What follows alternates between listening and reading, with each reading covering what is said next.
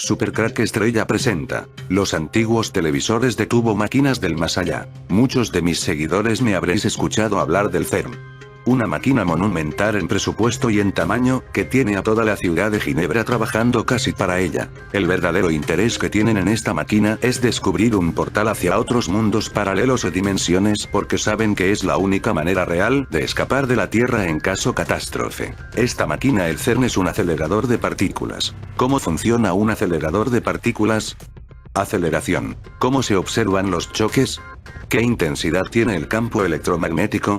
Aunque algunos de los conceptos necesarios para hablar del asunto, como la naturaleza de los campos eléctrico y magnético, tienen unos meses por delante antes de ser tratados en el tamiz, ocurrirá en la serie de las 4 fuerzas, cuando acabemos al menos cuántica sin fórmulas. Sí es posible entender la base del funcionamiento de un acelerador sin entrar en muchos detalles acerca de los campos, cómo se aceleran las partículas y otro a cómo se detectan las partículas producidas. Como su propio nombre indica, en su forma más básica, una máquina de este tipo no es más que un dispositivo que acelera partículas cargadas y luego las hace impactar contra un objetivo.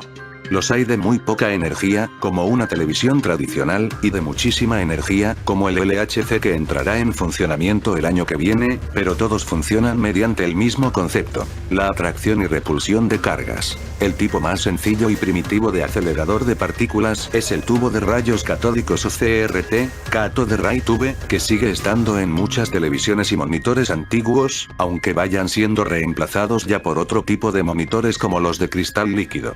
Un tubo de rayos catódicos funciona de una manera sorprendentemente sencilla. En primer lugar, se tiene un emisor de electrones. Como veremos, es posible acelerar otras partículas subatómicas, pero los electrones son muy fáciles de obtener y muy ligeros comparados con su carga, de modo que son las más comúnmente utilizadas.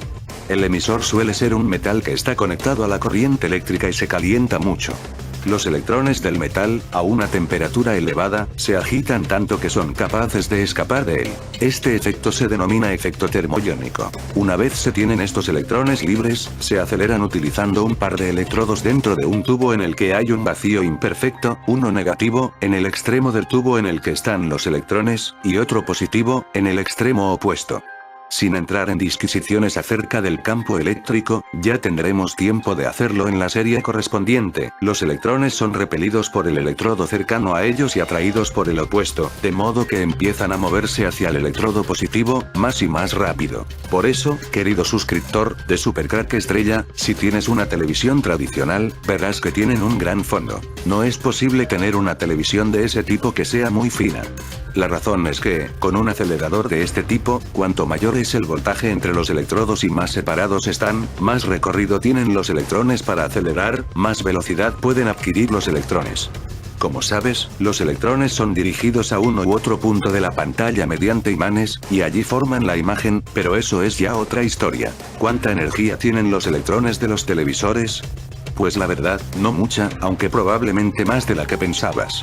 Pueden acelerar hasta la cuarta parte de la velocidad de la luz, unos 75.000 km/s, mediante voltajes de unos 15.000-20.000 voltios. En física de partículas, lo que suele importar es la energía cinética que adquiere la partícula, que suele medirse en electronvoltios, F. Un F es la energía que tiene un electrón cuando se acelera mediante un voltaje de 1 voltio, de manera que los electrones de tu televisor, si aún es CRT, tienen una energía de unos 15.000-20.000 F, es decir, 15-20 keV, kiloelectronvoltios, o miles de electronvoltios. ¿Parece mucho? 1000 voltios. En física de partículas, lo que suele importar es la energía cinética que adquiere la partícula, que suele medirse en electronvoltios, F. Un F es la energía que tiene un electrón cuando se acelera mediante un voltaje de 1 voltio, de manera que los electrones de tu televisor, si aún es CRT, tienen una energía de unos 15.000-20.000 F, es decir, 15-20 keV, kiloelectronvoltios, o miles de electronvoltios. ¿Parece mucho? ¿Sabías que posiblemente tengas un acelerador de partículas en tu casa ahora mismo? De hecho, probablemente estés leyendo este artículo con uno. Por supuesto, eso depende del tipo de monitor que tengas y la televisión que tengas en tu hogar. Un monitor o televisor CRT, o tubo de rayos catódicos, es realmente un acelerador de partículas. Lo que hace es coger partículas, electrones, del cátodo, los acelera a una gran velocidad y cambia su dirección. Usan electroimanes en un vacío, estrellándolos en moléculas de fósforo en la pantalla. La colisión resulta en un punto de luz en la televisión o monitor, conocido como píxel. Un acelerador de partículas trabaja de la misma manera, excepto que son mucho más grandes, las partículas se mueven mucho más deprisa, y la colisión desemboca en partículas subatómicas y varios tipos de radiación nuclear. Las partículas son aceleradas por ondas electromagnéticas dentro del dispositivo, de una manera similar a como un surfista es movido por las olas. Y después de la teoría vamos a la práctica. ¿Por qué ocurren tantos fenómenos paranormales en muchos televisores? Pues precisamente por toda esta teoría. Un televisor es un mini CERN. Abre puertas a otras dimensiones, y la élite lo sabe desde el primer día que se inventó la tele.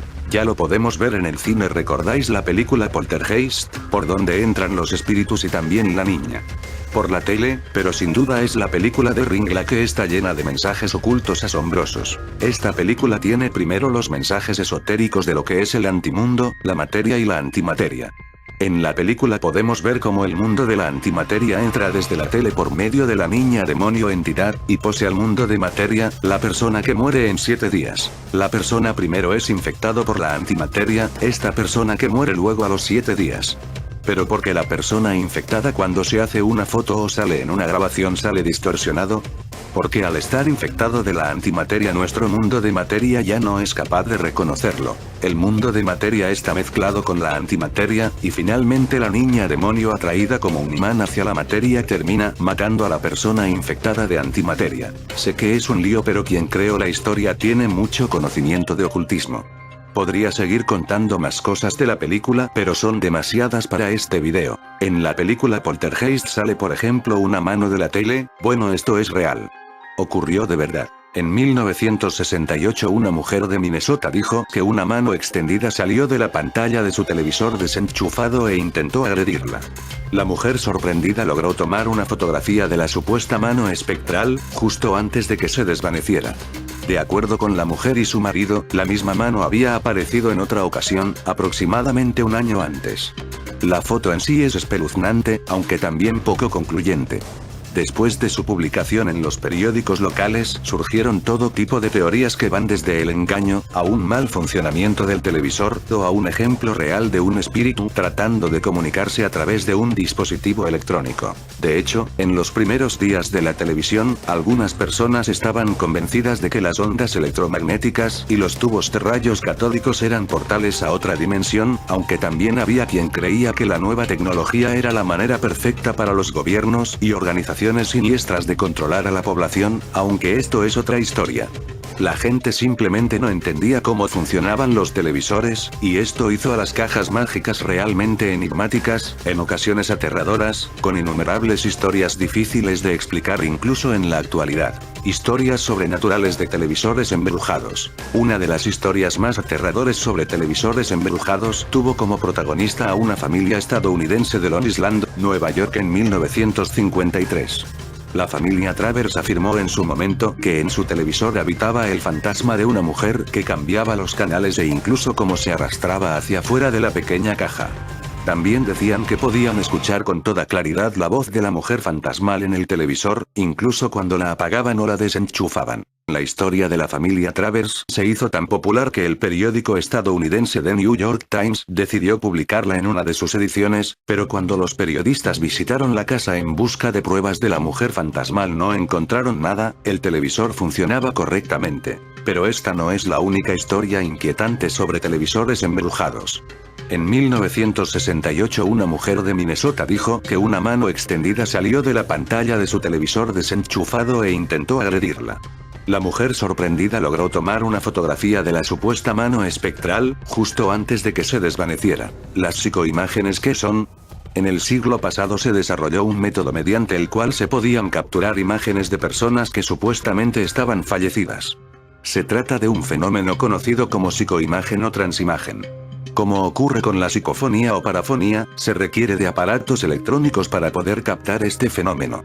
A continuación explicaremos cómo obtener psicoimágenes paso a paso y el material necesario para llevar a cabo la investigación. En 1985 un hombre llamado Klaus Schreiber comenzó a desarrollar en Francia un nuevo proyecto llevado a cabo con medios rudimentarios tales como una cámara de vídeo doméstica y un televisor en blanco y negro. El objetivo era invocar a su hija ya fallecida Karin, solicitándole que le dejase una prueba de que vivía en otro plano o en otro mundo. Comenzó a obtener una serie de imágenes y posteriormente comprobaría que eran familiares suyos fallecidos. El método era simple. Schreiber conectó varios televisores en blanco y negro a cámaras de video previamente desconectado la antena de estos. Cuando venía una especie de espiral producida por la retroalimentación del sistema, comenzaban a formarse rostros que incluso proporcionaban audio. Volviendo a la película de Ring. Lo primero que hay que destacar de la película es su filmación y fotografía, que impregnan la pantalla de una llamativa pátina de colores azules y verdes, que la individualizan claramente frente a otros films. Es lo que, por aquí, en Cine y Cine, denominamos uso del color para ambientar. El color azul no es casual ya que el mundo negativo de nuestro mundo, el antimundo, es azul. Allí es donde están los jinn, que son también de color azul. ¿Cómo es la niña cuando sale de la tele azul? La palabra jinn en árabe se refiere a algo que es oculto y escondido. Se dice en lisan al-arab. Hanana significa cubrir u ocultar. Todo aquello que es ocultado de ti es Juna Anka, ocultado de ti. Hanau al-Lail significa la noche le cubrió. El jinn es llamado así porque ellos están ocultos y cubiertos de la vista. De ahí que el feto es llamado al-Janin porque este está oculto en el vientre de su madre. Los djinns nacieron hace miles de años, en la mente de los hombres que estaban solos como en un desierto. Son espejismos, mejor que el vacío. Su compañía vale más que la soledad. Son ingenuos, pero pueden revelar secretos que están ocultos a los humanos. Son bulliciosos, vivarachos, conmovedores. Los djinns no son espíritus. Sufren como las personas, pero poseen propiedades, conocimientos, y cualidades, que los hacen distintos.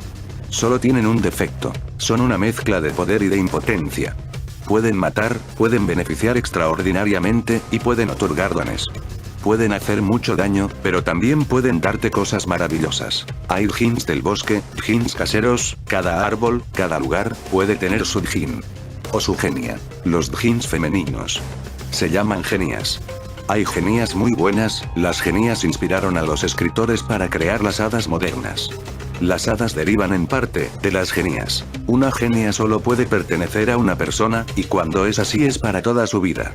Solo hay un modo de liberarme de esta promesa. Hay genias malvadas, que se llaman gulas, son mujeres con caras feísimas, con alas de plumas ásperas, y patas de buitre. Con su pico hacen sufrir a los hombres. Son otra tribu de djinns. Las gulas son malas, son horribles, son las arpías de la Odisea. El amor de un djinn es la obra maestra de los corazones. Si no piensas como los niños jamás vencerás a un djinn. Los djinn pueden adoptar forma de animal o humano. Según el Islam, Dios creó al hombre de las cenizas y a los djinn del fuego. Todas las religiones hunden sus raíces en revelaciones recibidas de entidades no humanas, pero el Islam además ha ahondado en el conocimiento de las mismas, denominándolos jinn el jinn, palabra que procede, según Rosso de Luna, de la misma raíz de la que proviene la palabra genio, que encontramos en todas las lenguas aria, con el significado de espíritu de la naturaleza. La mitología musulmana piensa que la tierra ya estaba poblada antes de Adán, el primer hombre en el mundo, por los genios o jinas. Hay dos clases: genios bondadosos, peris, genios maléficos, devas, jinn y jinas. Para la mitología árabe, los djinns son demonios o espíritus malignos que pueblan los desiertos árabes, y su existencia, así como su creencia, es muy anterior al Islam, siendo respetada esta tradición por Mahoma. Los semitas ya consideraron a los jinas como fantasmas pertenecientes a pueblos derrotados y desaparecidos. Según Borges, siguiendo en su exposición a la tradición islámica, Alá hizo a los ángeles con luz, a los jinas con fuego y a los hombres con polvo. Al principio, se muestran como nubes o como altos pilares confusos. Luego, según su voluntad, asumen la figura de un hombre, de un chacal o de una culebra. Iblis o Eblis sería su padre y su jefe, considerado además el jina rebelde que se sublevó contra la orden de Alá de postrarse ante Adán. En fin, eso es todo, un saludo, hasta la próxima.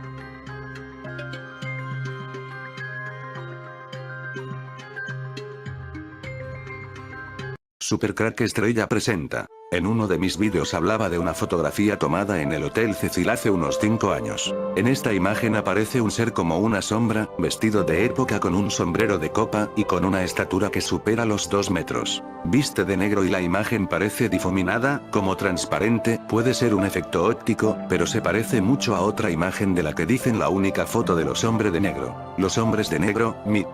Men in Black en inglés, no solo son parte de una trilogía exitosa del cine moderno.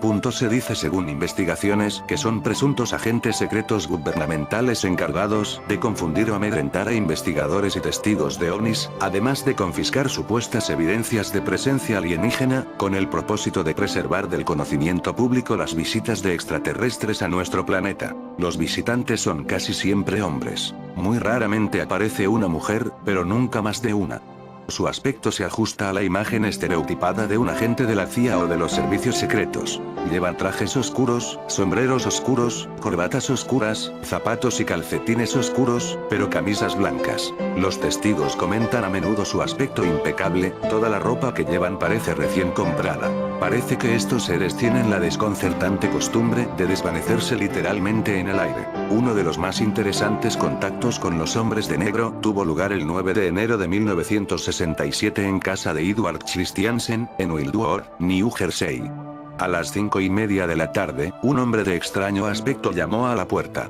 Cuando le abrieron, dijo que pertenecía a la oficina de localización de herederos, y que era posible que el señor Christiansen hubiera heredado mucho dinero. Se hizo pasar al forastero, y se vio que era un tipo poco corriente, con una estatura por lo menos de 2 metros, hombros muy anchos, y que debía pesar alrededor de los 150 kilos. Llevaba un largo abrigo negro de tela muy fina, y un gorro de estilo ruso. Al quitárselo, descubrió una gran cabeza con el pelo cortado al rape y una zona perfectamente redonda que parecía afeitada. Tenía los ojos saltones como si padeciese de tiroides, y uno de ellos era vidrioso y mal sincronizado con el otro. Por increíble que parezca, esta es la única fotografía que existe de un hombre de negro, tomada en los años 50. Como se puede apreciar, se ajusta a la que yo descubrí en el Hotel Cecil. La descripción de estos seres también encaja con la del Hotel Cecil.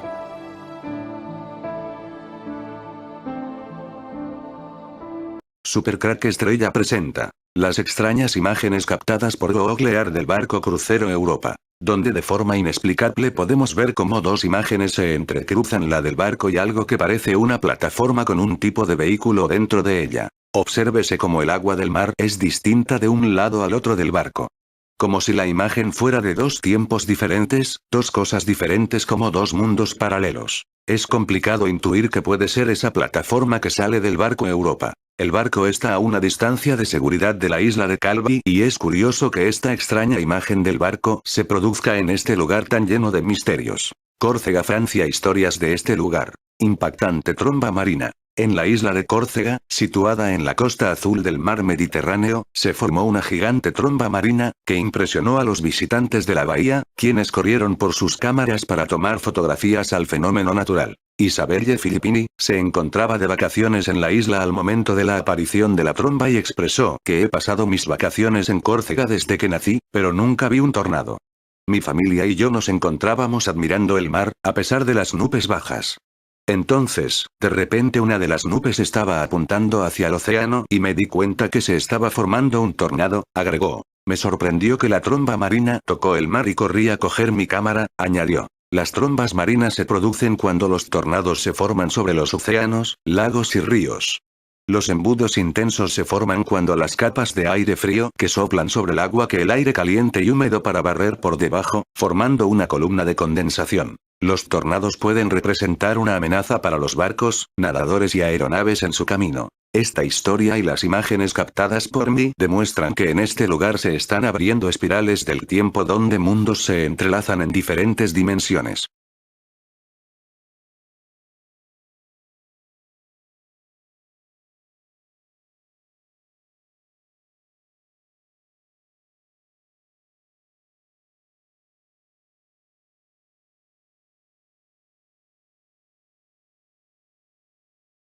Supercrack Estrella presenta las asombrosas imágenes de vídeos tomadas en Marte, donde se puede apreciar algo vivo moviéndose por debajo de la Tierra marciana. Las imágenes son un documental que se hizo creer como falso pero que son muy reales. Documental Alternativa 3. Primera imagen.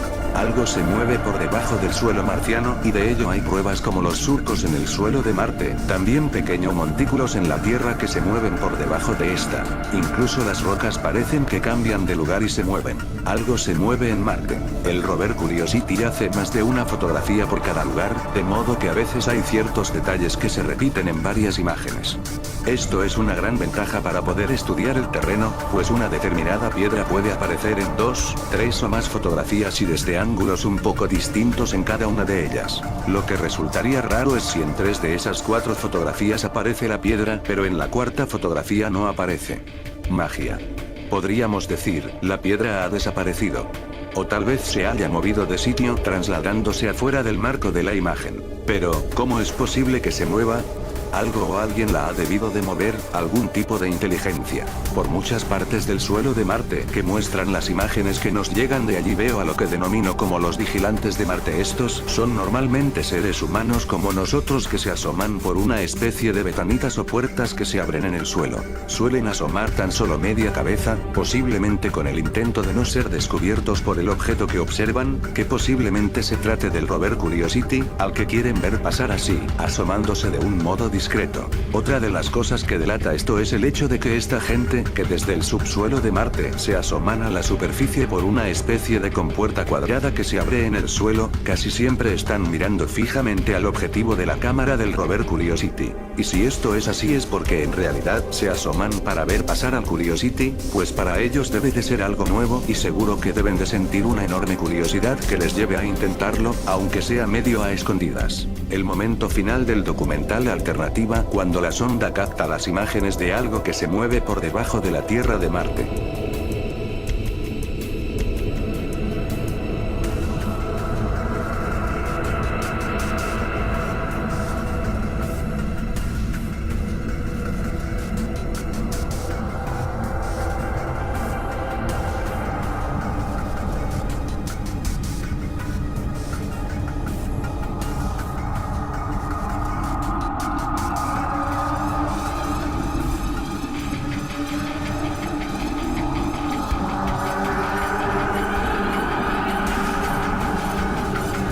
Hoy contaré en este video cómo una élite que domina nuestro mundo utiliza el cine y la música para contarnos secretos. La razón por la que utilizan estos medios para contar cosas que en la vida real nunca harían pues ni idea. Quizás una razón es que pensamos que todo lo que ocurre en la película está en la imaginación del director, así que muchas escenas pasan sin que nadie se fije en ellas. Y eso es lo que ocurre con la escena de una película de terror que tiene como título The Ring.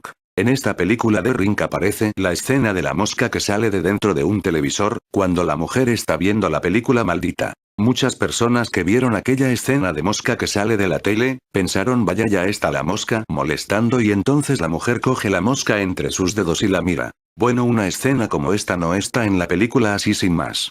Está claro que tiene que tener un mensaje oculto para nosotros. Y no oculto para una pequeña élite. Porque sale una mosca del televisor. Podría haber salido no sé por ejemplo un ratón yo que sé. Cualquier que cosa que se te ocurra, pero sale una mosca ¿por qué?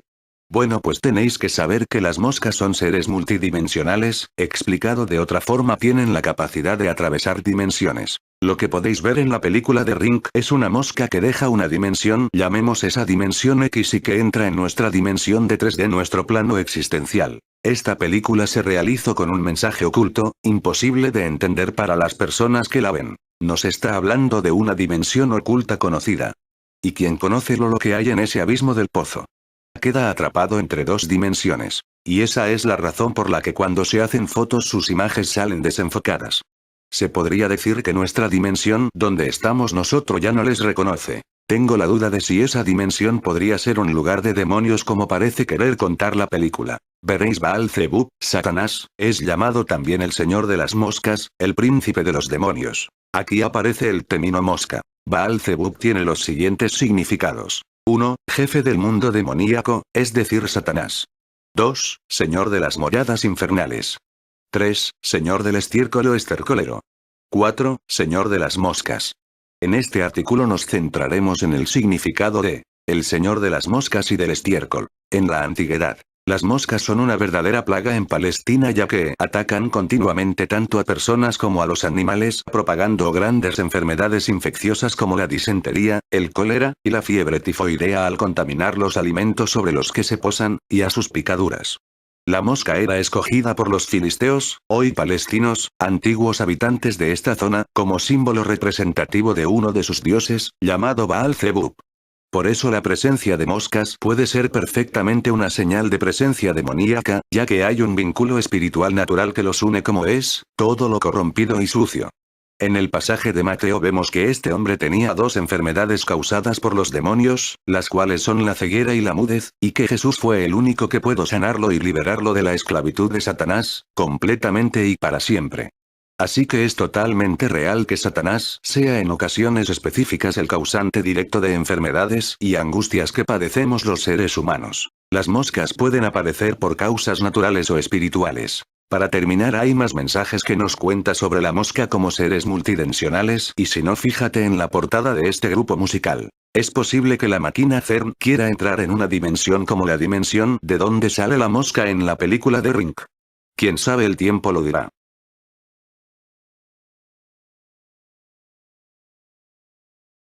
Una de las pintoras a mi entender más extrañas y fascinante que nos habla de mundos ocultos en sus cuadros es Remedios Varo. Aquí en este video traigo algunos de sus cuadros y su unión con otra película de culto que nos habla de secretos, la película Matrix. Escena del cerrajero de la película Matrix y cuadro Remedios Varo. El cerrajero en versión latina, o el creador de llaves en su homóloga española, en inglés D.K. Maker, es un personaje ficticio de la trilogía Matrix. Apareció en la segunda película de Matrix Reloaded, siendo interpretado por el actor Randall Duck Kim. El cerrajero es en realidad un programa de Matrix, que es mantenido prisionero por el Merovingio. Su apariencia humana es la de un hombre de mediana edad y rasgos orientales. Tiene la habilidad de fabricar llaves, de allí su nombre, que dan acceso a todos los lugares de Matrix gracias a con un código oculto en cada llave que fabrica, haciendo que cualquier puerta común y corriente, mediante el uso de estas llaves especiales y en una posición particular, lleve a lugares completamente distintos respecto a abrir la puerta sin esa llave, por ejemplo llevar a lugares ubicados a kilómetros de distancia o a lugares que de otro modo son inaccesibles. Debido a esta habilidad, el cerrajero es buscado tanto por Neo, para que le ayude a llegar hasta la fuente, como por los agentes de Matrix, para destruirlo y evitar precisamente que Neo llegue a la fuente.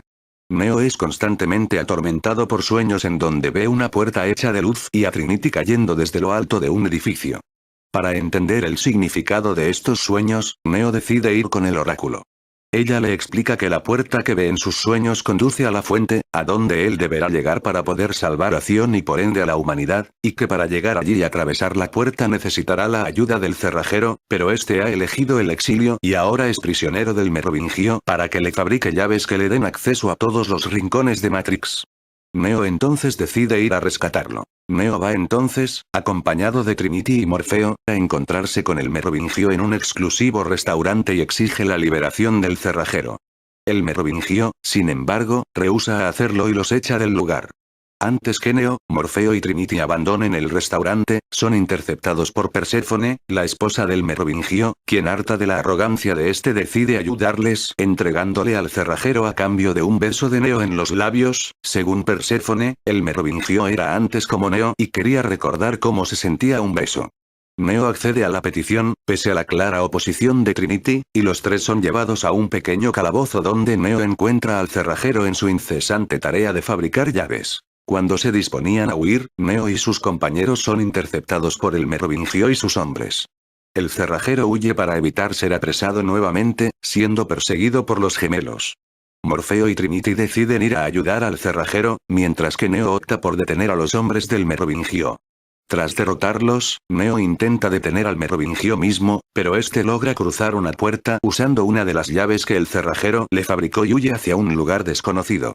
Neo destroza la puerta y logra atravesarla, pero al no tener la llave del cerrajero, no logra llegar hasta donde está el Merovingio y aparece en unas montañas a varios kilómetros de donde estaba antes. Mientras tanto, el cerrajero es rescatado por Morfeo y Trinity, quienes huyen a bordo de un auto hacia una transitada autopista perseguidos por los gemelos, iniciándose una tenaz persecución a la cual se unen también la policía y los agentes de Matrix, que habiendo detectado la presencia del cerrajero, deciden ir en su búsqueda para destruirlo. Trinity entonces se lleva al cerrajero para ponerlo a salvo, en tanto que Morfeo consigue primero eliminar a los gemelos y luego, con ayuda de Niobe, deshacerse de los agentes. Sin embargo, estos reaparecen nuevamente y tratan de eliminar a Morfeo y al cerrajero haciendo estrellar dos camiones, encima de uno de los cuales estaban precisamente Morfeo y el cerrajero. Para fortuna de ambos, cuando los camiones comienzan a estallar, Morfeo y el cerrajero son rescatados por Neo en el último segundo. Ya a salvo, el cerrajero explica a todos la existencia de un edificio, y dentro del mismo un piso al que ningún ascensor puede llegar. ¿Es ese el lugar que Neo vio en sus sueños y a dónde deberá ir para completar su misión como elegido?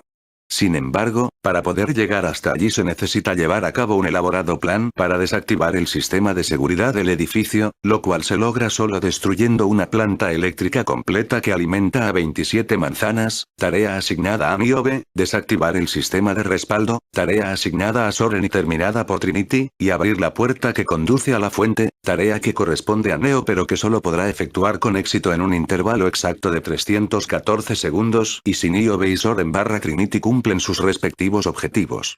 Guiados por el cerrajero, Neo y Morfeo ingresan al pasadizo de las puertas traseras, puertas ocultas que llevan a distintos lugares de Matrix utilizando las llaves del cerrajero, pero cuando están por llegar a la puerta que lleva a la fuente, son interceptados por el agente Smith y sus múltiples yo. Neo y Morfeo comienzan a pelear contra Smith y sus copias, momento que aprovecha el cerrajero para abrir una puerta que lleva hacia un corredor oscuro, que es donde se encuentra finalmente la puerta que lleva a la fuente. Neo entonces coge a Morfeo y juntos atraviesan rápidamente el corredor.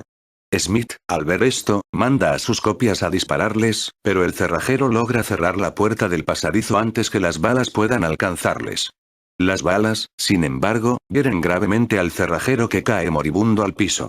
Antes de morir, el cerrajero saca dos llaves, una para Morfeo, para que pueda regresar a casa, y la otra para Neo, para que abra la puerta de luz y llegue hasta la fuente. Un libro revela el esoterismo y la ciencia ficción de Remedios Varo. La pintora surrealista Remedios Varo llevó a cabo su obra más reconocida y prestigiosa durante los años que vivió en México, una etapa que es observada a detalle en el libro recién publicado Remedios Varo. Los años de México. Varo, de origen español, es una de las pintoras surrealistas más interesantes y misteriosas, de acuerdo con un comunicado de la editorial RM. La artista nació en Girona, Cataluña, en 1908, y estudió en la Academia de San Fernando en Madrid. Durante la Guerra Civil huyó a París, donde se unió al círculo de surrealistas que habitaba en esa ciudad. Tras la invasión nazi partió a México, donde permaneció hasta su muerte. Llegó a Veracruz a bordo de un transatlántico portugués en septiembre de 1941. Venía en compañía del poeta surrealista francés Benjamin Peret y de un importante grupo de refugiados. En México trabajó como ilustradora publicitaria, actividad que abandonó para consagrarse a la pintura, lo que la llevó a convertirse en una de las mayores representantes del movimiento surrealista en el país, junto a Leonora Carrington y Katy Horna. El trío fue conocido como las Tres Brujas. El libro, escrito por Masayo Nonaka, se centra en la etapa mexicana de la artista, la más reconocida y prestigiosa. En su texto introductorio, Nonaka hace referencia a datos originales de la vida y obra de la pintora y contextualiza las 53 ilustraciones que reflejan su pintura más representativa de este periodo. La obra de Remedios Varo, 1908-1963, es amplia y compleja, y posee un estilo con rasgos muy definidos y reconocibles. Sus cuadros están habitados por figuras humanas concentradas en tareas simbólicas y rodeadas de elementos oníricos, alquímicos y enigmáticos. Como recuerda en su texto Masayo Nonaka, investigadora especializada en el estudio del surrealismo en México, Varo compartió con Carrington un interés por el esoterismo o la tradición espiritual antigua, y con Horna su curiosidad por las máquinas, la ciencia, y la ciencia ficción, además de por la filosofía, la psicología y la literatura del romanticismo alemán. Desde Tejido Espacio-Tiempo, una de las primeras pinturas que realizó en México en 1954, hasta Naturaleza Muerta Resucitando, de 1963, el libro monográfico hace un recorrido por obras como El Flautista, 1955, Armonía, 1956, Creación de las Aves, 1957, Mimetismo, 1960, Mujer saliendo del psicoanalista, 1960, o Fenómeno de ingravidez, 1963. Bueno, ahora dejamos. Lista de trabajos representativos. 1935 El tejido de los sueños. 1942 Gruta mágica. 1947 Paludismo, libélula. 1947 El hombre de la guadaña, muerte en el mercado. 1947 La batalla. 1947 Insomnio primero. 1947 Amibiasis o los vegetales. 1955 Simpatía o la rabia del gato. 1955 Ciencia inútil o el alquimista. 1955 Ermitaño meditando. 1955 La revelación o el relojero. 1955 Trasmundo. 1955 El flautista. 1955 El paraíso de los gatos. 1956 A la felicidad de las damas. 1956 Cazadora de astros. 1957 Creación de las aves. 1957 Modista. 1957 Caminos tortuosos. 1957 Reflejo lunar. 1957 El gato helecho. 1958 Papilla estelar. 1959 Exploración de las fuentes del río Orinoco. 1959 Catedral vegetal. 1959 Encuentro. 1960 Mimetismo. 1960 Mujer saliendo del psicoanalista. 1960 Visita al cirujano plástico. 1960 Hacia la torre. 1961 Vampiro. 1961 Tejiendo el manto terrestre. 1962 Vampiros vegetarianos. 1962 Fenómeno de ingravidez. 1962 Tránsito espiral. 1963 Naturaleza muerta resucitando.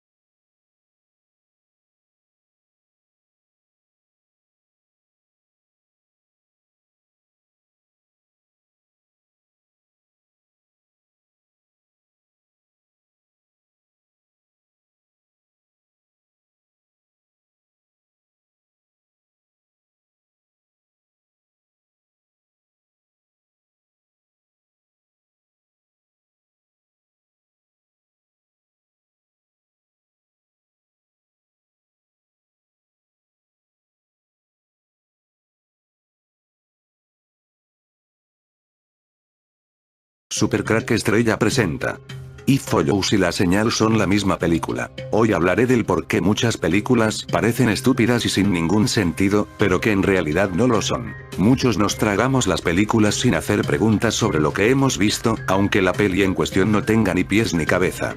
Nos la tragamos sin más. Lo que trato de explicar en este vídeo es el doble sentido que tienen muchas de ellas, películas que están realizadas para una élite satánica, películas que solo ellos entienden cuando las ven, pero que nosotros las tragamos sin más. Son películas donde hay otra historia dentro de la historia. Empecemos por la película Si te toca mueres, en inglés It Follows. It Follows es la típica película de adolescentes perseguidos por una maldición y unos fantasmitas o cosas muy majas que salen por ahí. Están más o menos bien caracterizados, y a lo mejor y muy fugazmente te dan un mini sobresalto, pero no dan nada de miedo, es más, te solidarizas con ellos y piensas a ver si te los cargas ya a todos. ¡Qué peñazo de protagonistas! Una joya del cine de terror que todo amante del género debería ver si no te haces preguntas, como empecé el vídeo antes. Porque si haces preguntas, es un disparate total, de locos. Aquellos que hayan echado un vistazo a la premisa argumental de It Follows, un extraño ser que pudiera adquirir la forma humana que quiera acecha a alguien hasta acabar con él y la única forma de darle esquinazo es acostarte con otra persona y que ésta consiga sobrevivir, ya que de lo contrario volverá a por ti. Después de lo que he comentado en el párrafo anterior, seguramente estén pensando en que suena un tanto ridículo y que casi podría ser la base de una película porno, pero no os dejéis engañar por las apariencias, ya que no deja de ser el reflejo de un temor primario y la clave está en la forma de utilizarlo. Reducir It Follows a la suma de otras películas sería un error, pero he de confesar que durante muchos momentos no dejaba de pensar en las escenas de acecho de Michael Myers a sus futuras víctimas durante el segundo acto de La noche de Halloween. De hecho, David Robert Mitchell, su director y guionista, refuerza esa sensación presentando el pueblo en el que sucede la acción como un paraje solitario con un ambiente ligeramente enrarecido que predispone al espectador para estar esperando a que suceda algo, siendo ahí clave la utilización de la banda sonora. Una vez presentadas las bases de la historia, Mitchell sigue incidiendo en ello a través de su predilección por los planos abiertos y las tomas largas que van creando de forma sencilla pero efectiva un clima de amenaza constante por la posibilidad de que el monstruo haga acto de presencia, algo que sabemos que va a suceder tarde o temprano. Todo ello tiene una primera consecuencia digna de elogio, y es que It Follows rehúye los sustos gratuitos pensados para conseguir un sobresalto por parte de los espectadores más impresionables, pues únicamente recuerdo un momento que podría ser calificado como tal. Una de las claves para conseguir una atmósfera consistente que convierte su tono pausado en una incuestionable virtud es que el equipo técnico con el que ha contado Mitchell realiza un trabajo magistral para dar un aire atemporal al relato, introduciendo elementos característicos de varias épocas, con una mayor predilección por los años 70 y 80, que dan más fuerza a una historia que abraza abiertamente y que desarrolla con milimétrica precisión, algo que incluso se percibe en la colorimetría de la película. Como resultado de todo ello, la inmersión que consigue por parte del espectador llega a ser total y nos hace estar en todo momento en estado de alerta ante la posible aparición de un monstruo que, como bien nos dice la propia película, es lento pero no estúpido.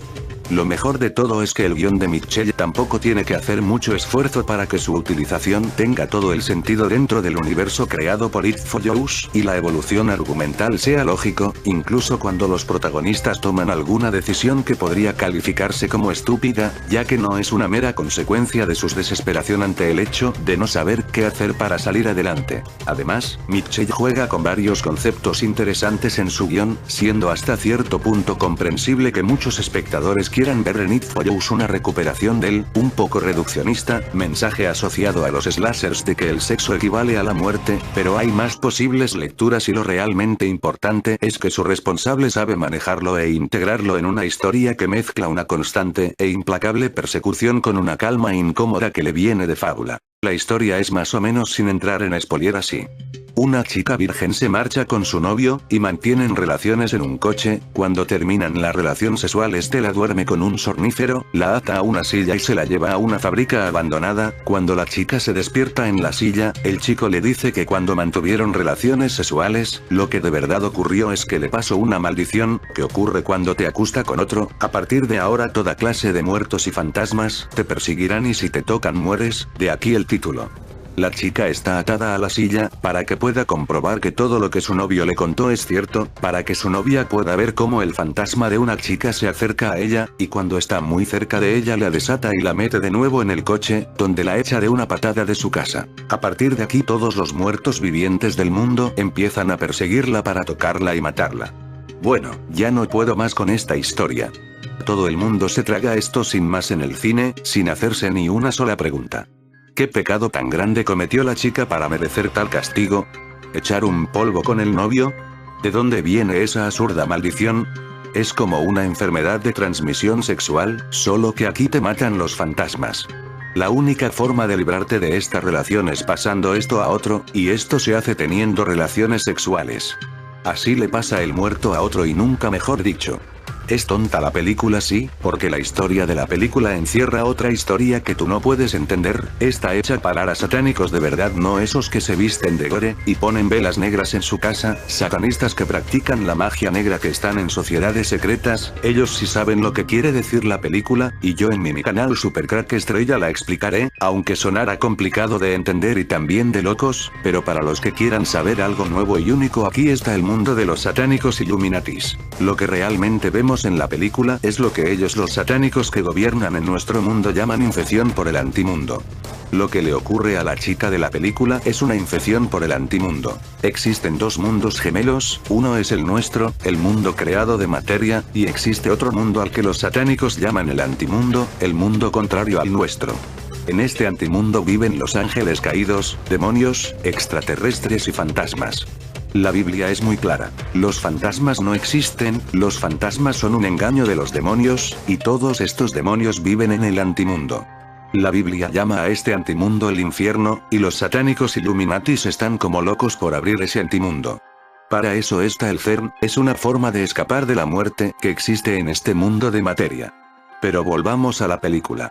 Cuando la chica tiene relaciones queda infectada por el antimundo, de la misma forma que en la película El Aro queda también infectada por el antimundo. Cuando mira la película VHS la historia de ambas películas es la misma. Infección por el antimundo. Un lío, ya lo sé, pero es lo que hay. Cuando tú tienes contacto con ese antimundo, bien mirándolo como en la película de Ring, o con relaciones sexuales como en la película Si me tocas mueres, quedas infectado por el antimundo. Entonces ocurren varias cosas, quedas atrapado entre dos mundos, el mundo de materia donde estamos metidos, y el mundo de antimateria donde viven los fantasmas, el antimundo. Digamos que por tus venas corren sangre de los mundos, es una infección. Cuando eso ocurre nuestro mundo donde vivimos nosotros, tiene problemas para reconocerte, se puede decir que eres mitad un muerto, mitad un vivo, por esta razón en la película de Room, cuando te haces una foto las imágenes salen desenfocadas, no pueden reconocerte bien, estás entre dos mundos, el mundo y el antimundo. Desde el mismo momento que quedas infectado por el antimundo. Estos seres que viven allí empiezan a sentir atracción por ti. Por esta razón persiguen a la chica de la película. Si me tocas mueres. Por esta razón la niña de la película de Ring sale de la tele, es como que tú ya formas parte de ellos. Pero ¿qué es lo que ocurre cuando la materia y la antimateria se juntan? Que hay una explosión, esto es física pura, pues aquí en las pelis ocurre lo mismo. Si el fantasma que es la antimateria, y tú que eres la materia os juntáis, pues mueres. ¿Ves cómo ahora sí todo cobra sentido? Por cierto, la película está circulando con varios títulos. Otro título que tiene es Está detrás de ti. Sinopsis. Jai vive una adolescencia normal y tranquila entre salidas con amigos, tardes de piscina y noches de juegos en casa. Entonces conoce a Hugh, otro chico tan normal como ella, al menos en apariencia. Tras pasar la noche con él, Jai se enterará de que ahora forma parte de una cadena de condenados a escapar de eso, un ente que la persigue vaya a donde vaya. Una chica conoce a un muchacho apuesto, se gustan, comienzan a salir y tienen sexo. Normal, ¿no? Sí, y todos sabemos que los que tienen sexo en las películas de terror siempre mueren primeros, aunque este no es el caso. It Follows nos presenta una leyenda urbana que hace una metáfora de las sets como base para su argumento, pero que va más allá de un slasher veraniego de esos a los que nos han acostumbrado. Esta es posiblemente una de las mejores películas que puedas ver en cartelera del 2015, no solo en su género sino también en la categoría de las estrellas del año. It Follows parte de un planteamiento sencillo y en lugar de agigantarlo con escenarios inverosímiles dentro de su propia naturaleza, se dedica a encerrar a los personajes y llevarlos al interior de sus miedos. Primer acierto. Nuestra protagonista, Jai, tiene sexo con su novio Hugh y este, cual portador de Vi, traspasa a la chica una especie de maldición que él adquirió a través de alguien más. Un ente capaz de tomar cualquier forma humana se dedica de perseguir al último infectado, cercándolo para poseerlo.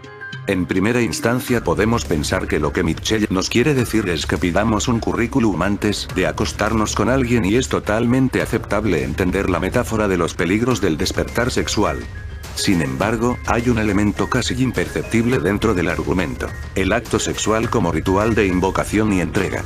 Recordemos películas como Rosemary's Baby, en donde el coito ritual es también un proceso de infestación por medio del cual un demonio se apodera del cuerpo de la víctima. ¿Terror o suspenso? Ambas. Considero que el terror lo aporta esa entidad paranormal cuya existencia es inexplicable y que, a diferencia de miles de películas, en esta no se busca entender su naturaleza. El suspenso es el clima que se mantiene a lo largo de toda la película, y eso es porque nosotros sabemos tan poco como la protagonista o sus amigos. Debo aclarar que no es una película que satisfaga todos los gustos, sobre todo para quienes califican una película de terror en base a las veces que saltan sobre su butaca del cine. Tampoco es un sermón moralista sobre el sexo casual. Recordemos que no se trata de un acto aleatorio, sino de un ritual de traspaso bien planeado por el portador de la maldición. Por supuesto que hay un montón de elementos que dejo para que ustedes mismos sean quienes los descubran, pequeños detalles que nos hacen preguntarnos por qué el director quiso ponerlos en la cinta. It Follows, está detrás de ti, es una pesadilla llena de viajes en carretera, giros y expectación que nos recuerda lo satisfactoria que es la originalidad donde creíamos que ya estaba todo dicho. En la película The Ring podemos observar la misma historia, pero contada de diferente manera. El color azulado de la película no es casual, es color de los dioses, el color del antimundo. Tampoco es casual el pozo que sale. Es el pozo del abismo del que habla la Biblia. Y aunque puedan parecer películas estúpidas, no lo son. Lo que pasa es que las personas no conocen su doble lenguaje. Hay más ejemplos de estas incursiones por el antimundo en películas, por ejemplo la película La Bruja. En la escena final donde Satanás le pide a la chica una sola cosa: mirar un libro, mirar una cinta VHS o mirar un libro, el resultado es el mismo, quedas atrapado en el mundo de los muertos, el mundo de los demonios, el antimundo. Otras de las cosas que ocurren cuando quedas infectado y atrapado entre dos mundos, el nuestro y el antimundo, es que los animales se vuelven violentos ante la presencia de una persona infecta. Esto lo podemos ver en la parte número 2 de Ring. Los animales notan algo extraño, como que no perteneces ya al mundo de los vivos. Esto se puede ver en la escena de carretera cuando los ciervos salen al paso del coche y lo atacan. En fin, atacado por los vivos y atacado por los muertos, estás jodidos y el antimundo entra en ti. En la película Detrás de ti la infección es por relaciones sexuales, mientras que en la peli de Ring la infección entra por el iris del ojo. En fin, amigos de Supercrack Estrella, si el vídeo te ha gustado dale al pulgar arriba y suscríbete.